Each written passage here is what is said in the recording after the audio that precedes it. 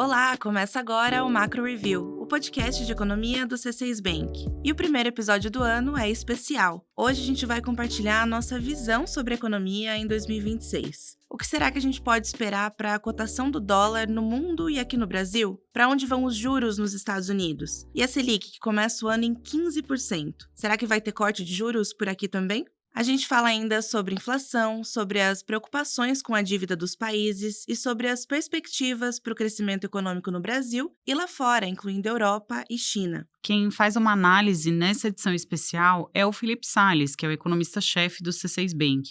O Salles vai avaliar os principais riscos que podem mudar o cenário econômico em 2026, passando aí pelos conflitos entre os países, pelo endividamento no mundo e até a inteligência artificial. Eu sou a Bianca Alvarenga. E eu sou a Júlia Nunes. E hoje é 5 de janeiro de 2025. Vamos lá? No Brasil, o ano começa com a taxa Selic em 15%, o maior patamar desde 2006. Existe aqui uma expectativa pelo ciclo de queda dos juros, que a gente acredita que vai começar em março e levar a Selic a 13% até o fim do ano. Mas, apesar do alívio em vista, esse é um quadro de juros ainda elevados, então capazes aí de promover um aperto sobre o consumo e os investimentos de empresas e famílias. Se, por um lado, a Selic deve continuar exercendo seu papel de freio na economia, por outro lado, os estímulos propostos pelo governo vão ser responsáveis por manter o PIB em temperatura aquecida. De acordo com as nossas contas, o Brasil deve crescer 1,7% agora em 2026. É menos do que o país avançou nos últimos anos, mas esse é um ritmo que mantém a economia aquecida. Colocando aqui de forma simples, o PIB deve permanecer num nível além do que a produtividade e os recursos. Eu estou falando aqui de insumos, mão de obra, infraestrutura. Então, o PIB deve se manter além do que esses recursos permitem, o que tende a gerar pressão para a inflação no Brasil. Com a economia funcionando em capacidade total, tudo indica que o mercado de trabalho vai seguir forte. Na nossa visão, a taxa de desemprego vai continuar perto dos menores níveis da história, abaixo de 6%.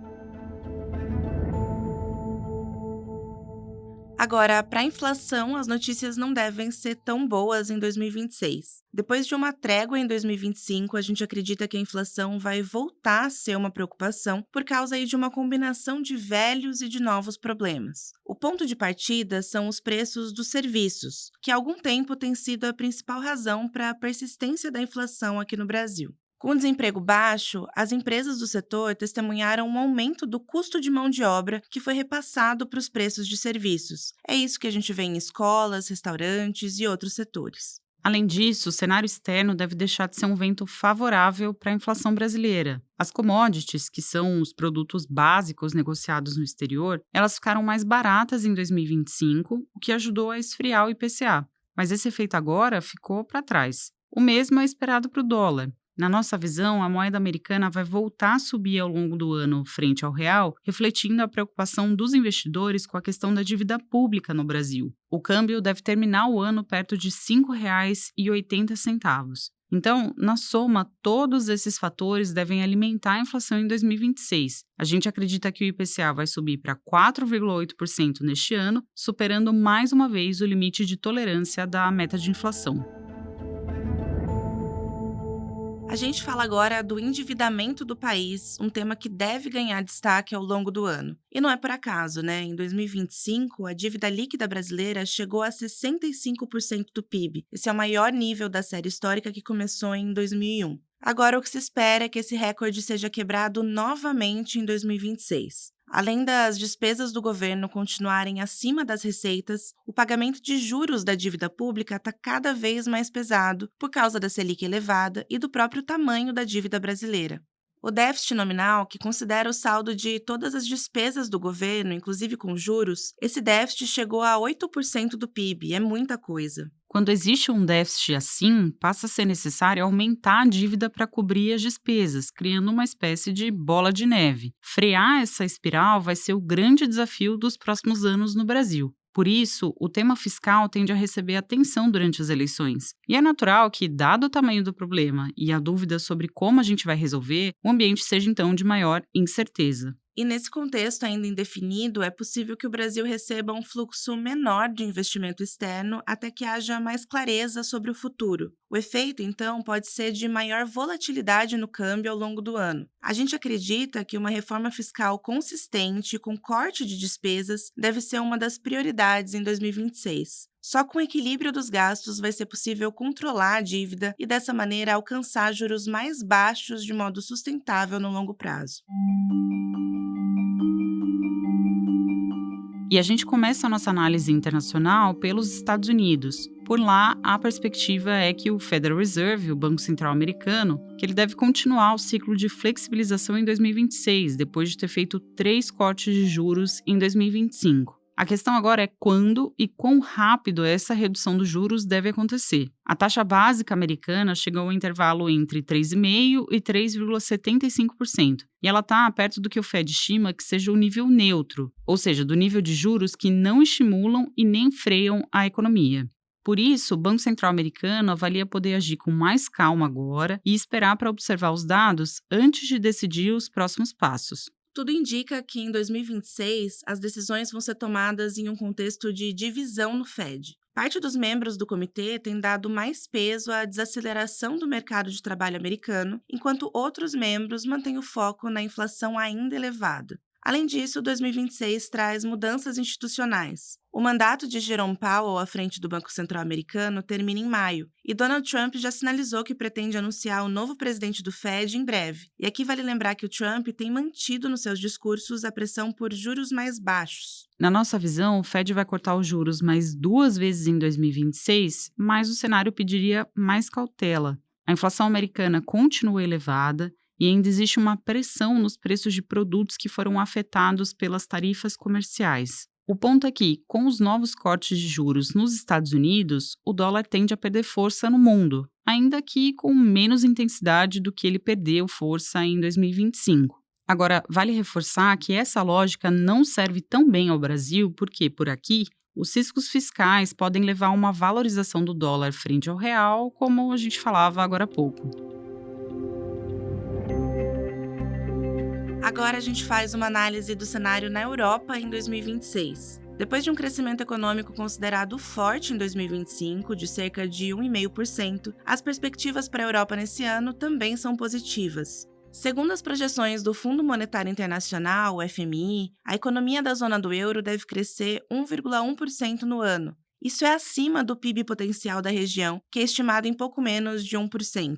O que deve ajudar a impulsionar a atividade econômica europeia em 2026 é um aumento relevante nos gastos com defesa e infraestrutura anunciado pela Alemanha. A maior economia da zona do euro deixou para trás aquela rígida disciplina fiscal, flexibilizando uma regra que colocava um freio no endividamento do governo para justamente aprovar mais gastos. Ainda assim, o crescimento europeu enfrenta desafios importantes. O comércio internacional segue mais restritivo, ainda por causa das tarifas comerciais, e a dívida pública elevada de vários países europeus, ela reduz o espaço para os governos aprovarem novos gastos e novos investimentos. No âmbito da política monetária, a expectativa é de que os juros europeus sejam mantidos em 2%, com o objetivo aí de manter a inflação europeia ainda na meta.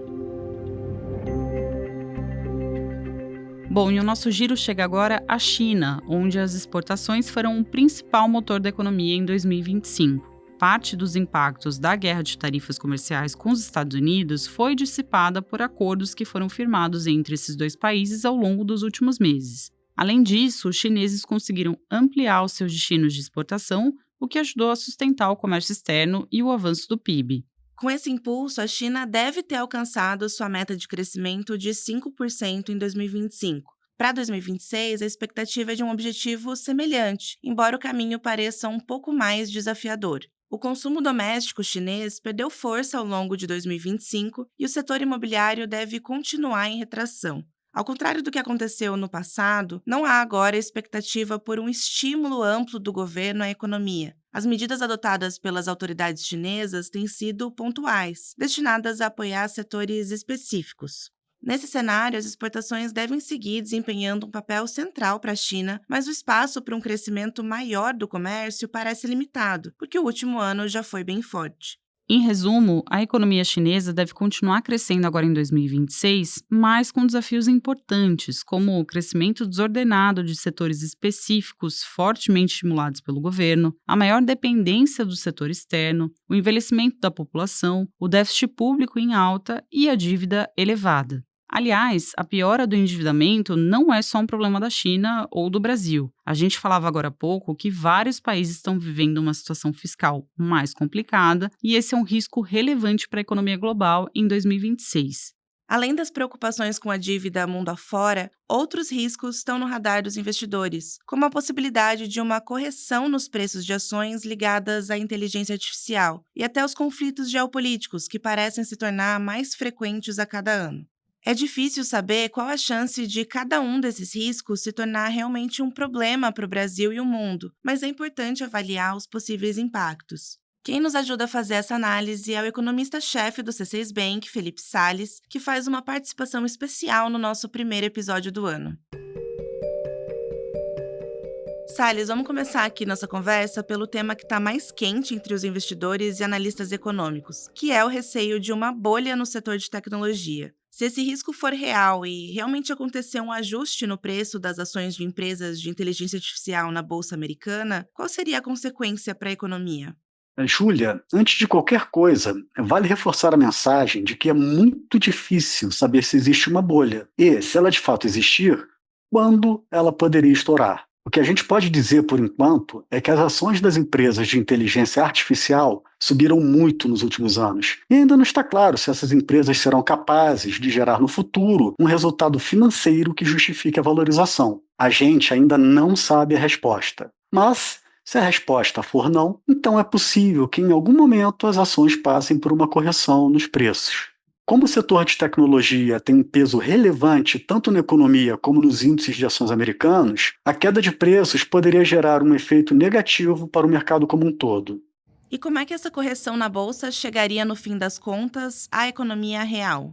Depende da magnitude da correção. Se ela for fraca ou moderada, ela resultaria em um leve enfraquecimento da economia americana, que por sua vez levaria o Fed a cortar mais os juros em um cenário de dólar ainda mais fraco. Agora, uma desvalorização mais significativa da Bolsa levaria a outro cenário, pois geraria condições financeiras mais restritas e uma maior aversão ao risco. Esses efeitos acontecem por diversos canais. Vamos pensar que cerca de 60% das famílias americanas investem no mercado de capitais.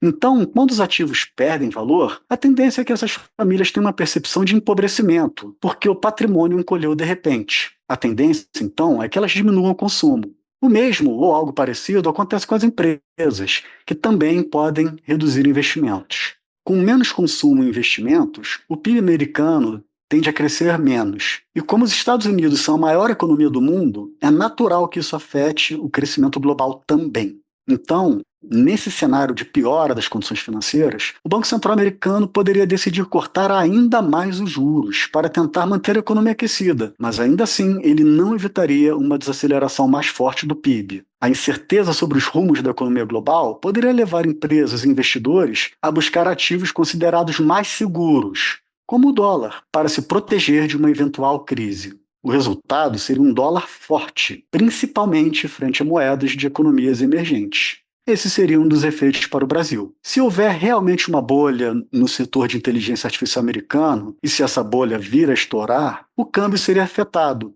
mas não só ele. Os demais ativos, tanto aqui no Brasil como também em outros países emergentes, esses ativos possivelmente acompanhariam o mesmo movimento de queda. Agora, Salles, pensando aqui no que mais pode mudar o curso da economia no Brasil e no mundo, o que você apontaria como relevante em 2026? A gente falava agora há pouco do risco fiscal no Brasil, mas é verdade que esse não é um problema só nosso. Outros países, como Estados Unidos, China, França, Reino Unido, vão ter que enfrentar essa questão nos próximos anos. Esses governos se endividaram muito durante a pandemia e não conseguiram voltar a um ponto de equilíbrio no orçamento. Se esse problema não for endereçado, os investidores podem exigir juros maiores para financiar a dívida desses países, por causa do risco mais elevado. E quando o custo sobe, fica mais difícil pagar a dívida. O orçamento público fica comprometido e a tendência é que os países cresçam menos no longo prazo. Por fim, outra preocupação são as questões geopolíticas. Os conflitos entre países aumentaram de forma significativa nos últimos anos. E os efeitos para a economia não são desprezíveis. Um exemplo foi a guerra na Ucrânia e a crise que ela causou no setor de energia da Europa. Outro exemplo ainda mais recente foi o ataque dos Estados Unidos à Venezuela, um evento que é visto com particular interesse, dada a proximidade geográfica com o Brasil. Em termos econômicos, como a Venezuela é exportadora de petróleo, a cotação do barril pode ficar mais volátil no curto prazo. Mas a tendência no ano, apesar dos riscos, deve ser, por hora, de uma estabilidade ou até mesmo uma redução dos preços, tendo em vista o cenário de excesso de oferta de petróleo no mercado. Como qualquer evento político, é difícil prever qual seria o próximo grande acontecimento. Existe uma certa cautela em relação a outros riscos geopolíticos, como a tensão crescente entre China e Taiwan, lembrando que boa parte da produção global de semicondutores é realizada nesses dois países. Todos os eventos que eu mencionei reforçam um ponto central: o mundo continua exposto a diversos riscos e acompanhá-los de perto é parte do jogo. Bom, e para a gente encerrar o episódio de hoje, chegou a hora da nossa agenda, a primeira de 2026. A gente fala agora dos fatos econômicos que a nossa equipe acompanha nos próximos dias. Na quarta-feira, dia 7 de janeiro, vai ser divulgado o Índice de Inflação da Zona do Euro, o CPI de dezembro. A nossa expectativa é que a inflação europeia continue controlada, perto ali da meta de 2%. Aí, na quinta-feira, dia 8, o IBGE divulga a pesquisa industrial mensal de novembro no Brasil. A gente projeta uma leve queda de 0,1% no índice geral, que é explicada principalmente pela queda na indústria extrativa. Fechando a semana, na sexta-feira, sai o IPCA de dezembro. A gente espera que o índice oficial da inflação aqui no Brasil tenha encerrado 2025 em 4,3%. E também na sexta-feira saem os dados do relatório de emprego dos Estados Unidos referentes a dezembro. A expectativa é que os dados continuem mostrando uma desaceleração gradual do mercado de trabalho americano. E por hoje é só. Chegamos ao fim agora do primeiro episódio do Macro Review em 2026. Muito obrigada pela sua companhia e não deixa de seguir o podcast porque tem muito mais por vir ao longo deste ano. Inclusive, se você ainda não ouviu o nosso último episódio, vale voltar aqui na lista, tá? A gente fechou 2025 com uma retrospectiva completa de tudo que movimentou a economia no Brasil e no mundo no ano passado. Quem faz parte da equipe econômica do C6 Bank são o Felipe Salles, a Cláudia Moreno, a Cláudia Rodrigues, o Elisé Jacobi e o Felipe Mack. A produção e o roteiro são desse time, junto com a Bianca Varenga e comigo, Júlia Nunes. A edição de som e a gravação ficaram com a Marina Kubiak. E a divulgação nas redes sociais é da Sabrina Munhoz. Lembrando que você pode seguir o Macro Review na sua plataforma favorita de podcasts. Assim, quando a gente publicar um novo episódio, você vai ser notificado. É bom para quem quer ficar por dentro da economia e para quem quer conhecer uma visão original dos fatos econômicos. Uma boa semana para você, um ótimo 2026 e até a próxima!